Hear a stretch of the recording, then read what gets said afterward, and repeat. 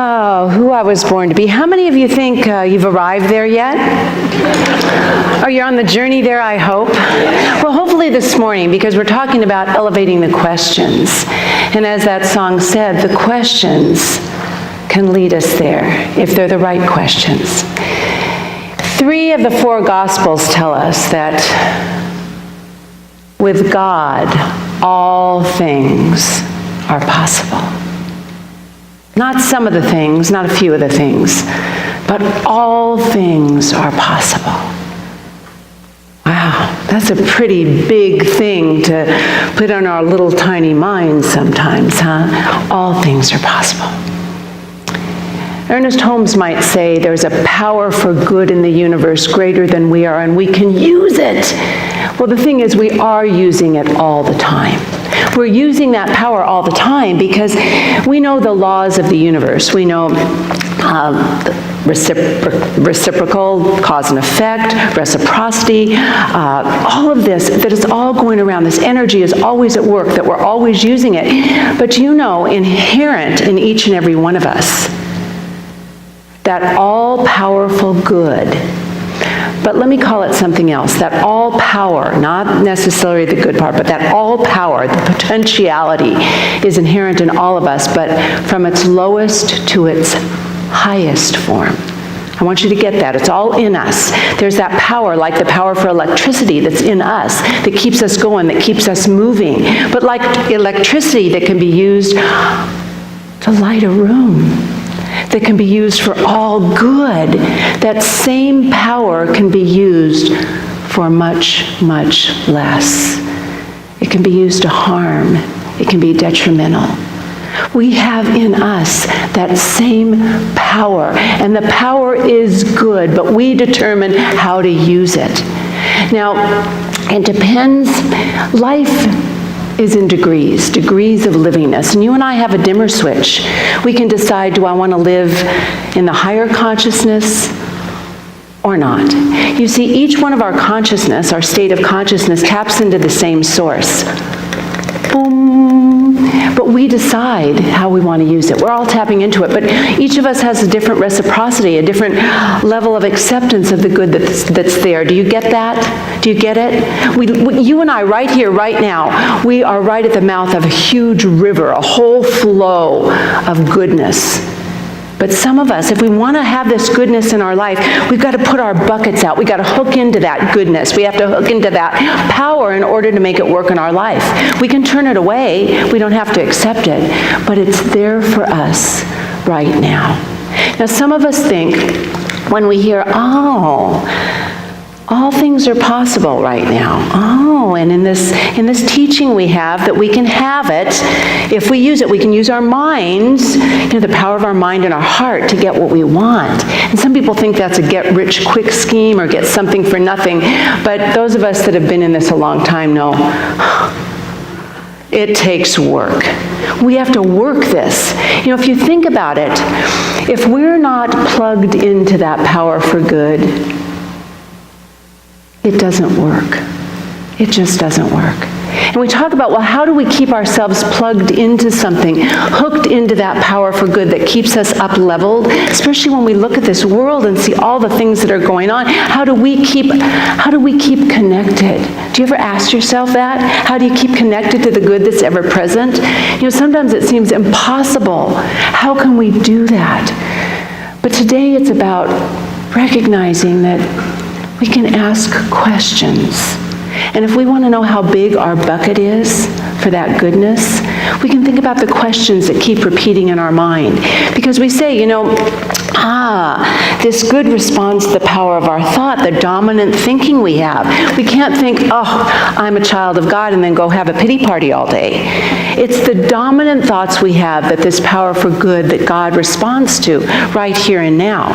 So if we're thinking about, I wonder what my dominant thoughts are, think about the questions you asked. Just this morning, did you wake up saying, is this another day?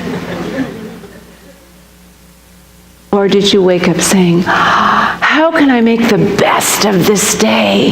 Here's a day of pure potential right now. How am I going to use it?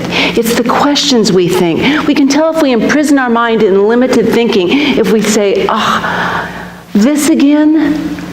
Why me again? We can tell that we're squeezing that power and not using it for the highest and best that's available. Now, I know another birthday girl. Where's Virginia? There you are, Virginia. Many years ago, and I don't know how many years. Yeah, happy birthday, Virginia. We've done a lot together, and Virginia's been with us for the whole duration. But we went to Ghana together to see Brother Ishmael Tete. And Ishmael Tete is an amazing spiritual leader, an African brother of ours. He has a non-denominational metaphysical work over there called the Ethereal Mission. And he teaches possibility thinking and possibility living. And he just, isn't he just the most charismatic man? But what he believes in this possibility thinking, he believes that peace in this world is possible in our lifetime. And he knows it in his soul, but he does the work. He doesn't just teach adults to have empowered possibility living. He teaches children how to love themselves and love each other. And he said peace will happen when the only weapon we have is love. So he keeps the questions going inside of us, what's the greatest possibility for you now? What do you love the most? How can you live more love? How can you do more good? How can you help? He changes the questions up in the world. He changes the questions so we're expanded in this infinite possibility that's there for us, but we've got to use it with possibility thinking, possibility living.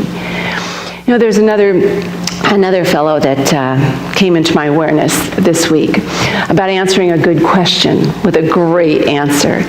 And this was Walt Kelly, and he was an animator and a cartoonist in the 20th century. He did major work. He's best known for his comic strip Pogo that lasted 27 years, where he could give his philosophical and political comments in the cartoon strip. But when the headlines, the cover story and the cover of Time magazine in April 1966 said, "Is God dead?" Whoa, that's a pretty big question. He replied by saying, "No. God is not dead. He's just unemployed."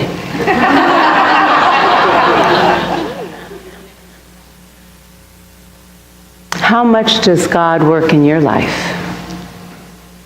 That's a good question. How much does that energy, that potency, that potentiality work in your life? He went on in 1970, Walt Kelly, in the first Earth Day we celebrated, he made a poster and he said, "We found the enemy. The enemy is us." He was talking about Earth Day and what we're doing in 1970, the first Earth Day to our planet. We're not respecting Mother Earth with the respect it needs. Just going back to Brother Ishmael Tete in Ghana, there was a botanical garden. And the question Brother Ishmael would ask us is, I want you to find something in this garden. No, it's nothing like the gorgeous gardens we have here in the middle of Ghana, but it was nice. And he said, find something in nature, and I want you to sit there, and I want you to ask a question to the tree. I want you to ask a question to the flowers. I want you to ask a question to the earth and wait for the answer. And we sat there for a long time and listened to the beautiful answers we received when we up-leveled the questions, when we brought them higher.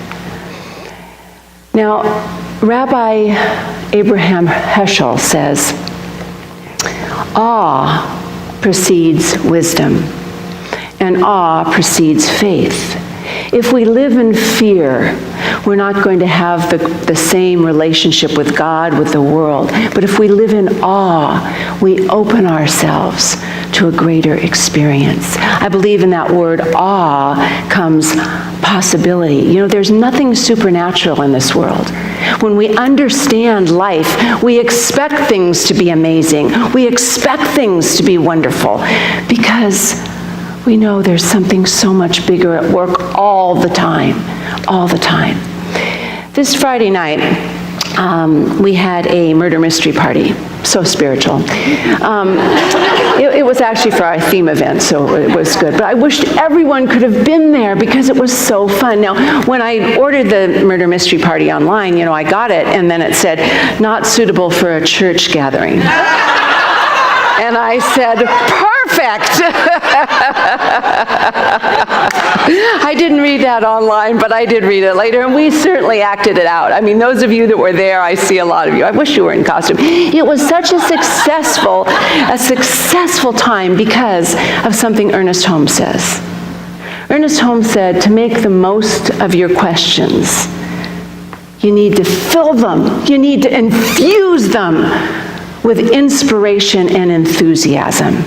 We can ask a question, what's life got to offer today, without energy. But if we put ourselves in it, what does life have to offer today, we're going to get a much higher response. So everyone that came to that party put the inspiration and the enthusiasm in their costumes. They came in character, and it was so fun. It's like your improv court. Same thing, when people come totally available to life, to whatever, not knowing, to the question, as our beautiful German poet Rainier Maria Rilke says, love the questions, live in the questions, be the question, be excited about the question. We don't have to have the answer, but be in the question. And when we come totally present to that, when we're totally available to that, wow, what can happen? I think my favorite part of the evening, there was a victim, and she didn't find out until that night when she got there. And so I was the only one who knew who the victim was. And so I snuck over when it was time for her to get shot. And I just said, you need to leave right now. We have to go shoot you in the other room. And she said, can I put on my lipstick first? This is so great. Yes, it was so great. So we had a really good time. But it's just because people came ready and available. They showed up to life. And it was a little microcosm of what's possible for all of us. For all of us.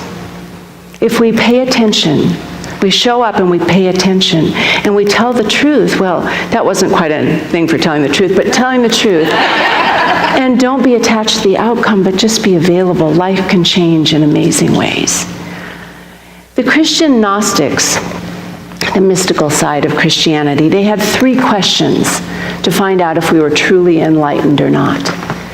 And the questions were, where did you come from? Why are you here? And where are you going? And if your answer was, well, I come from Chicago, and I'm here because I have an assignment here for work, and I'm going back to Chicago. You got some work to do. You're not quite enlightened yet. But if you're asked, where did I come from? And you say, well, I came from God. I came from Spirit. What are you doing here? I'm working for Spirit. I got him employed.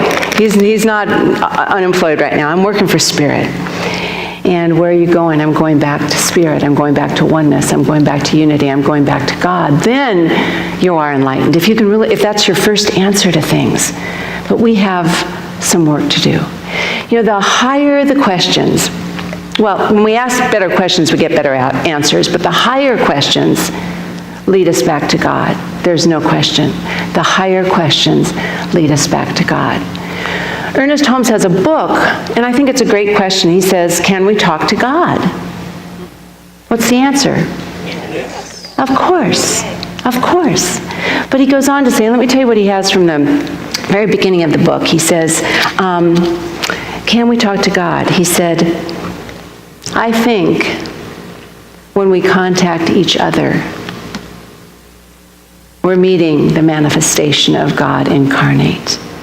And when we're talking to each other, we're conversing God to God. It's that degree of livingness.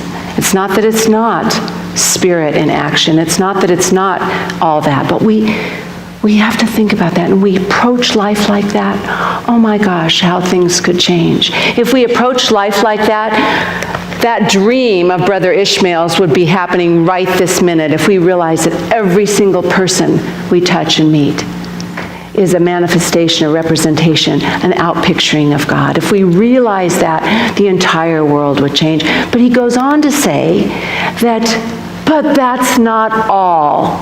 That's one way we interact with the power and presence of Spirit, but there's so much more. So will you just unwrap yourselves for a minute and take a nice deep breath, because we know that Spirit, that beautiful creative intelligence, that life force energy, that infinite potential is as close as our breath right here and now. And whatever questions you brought in today, that's okay. Because any moment is the perfect moment to up-level the question, to ask a better question. How can I make a difference today? How can I make a difference today?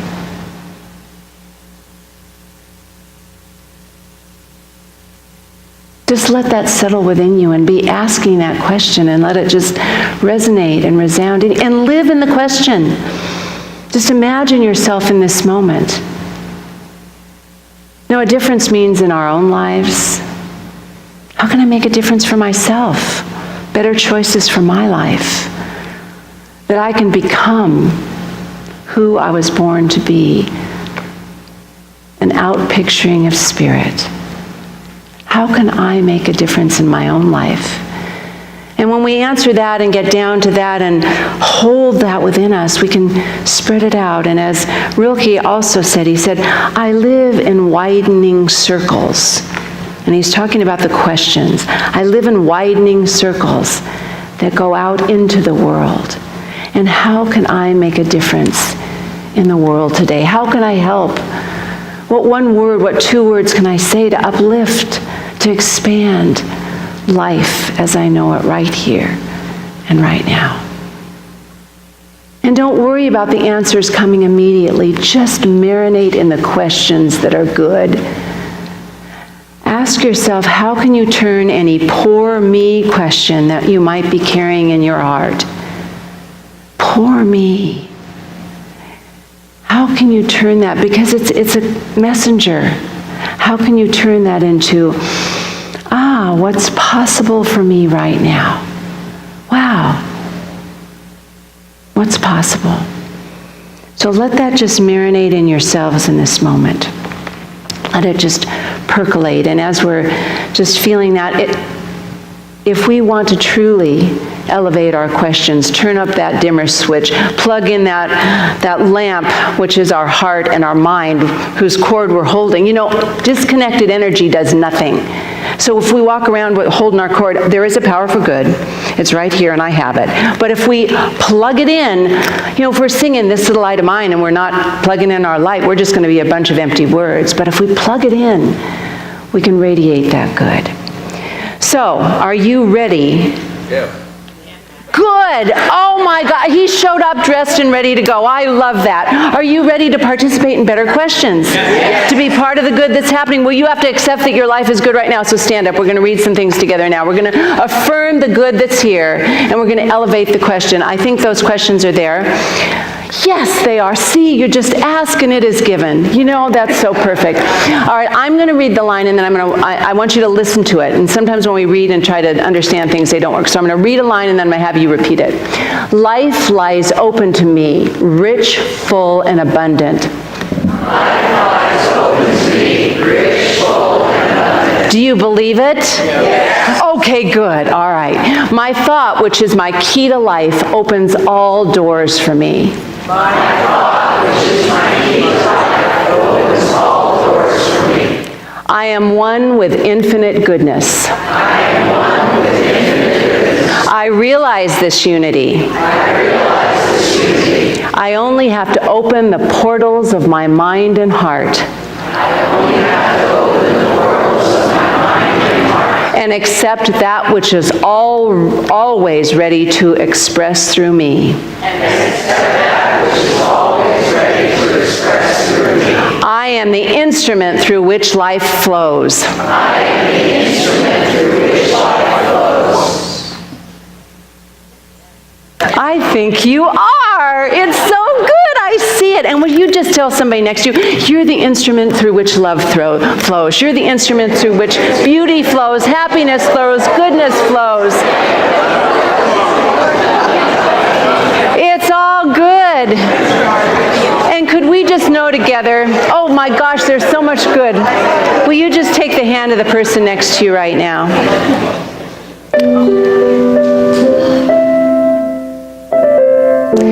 And I want you to know that besides the question, when we answer the question, and it comes from that high place, we can hear the words of Spirit guiding our lives in miraculous ways.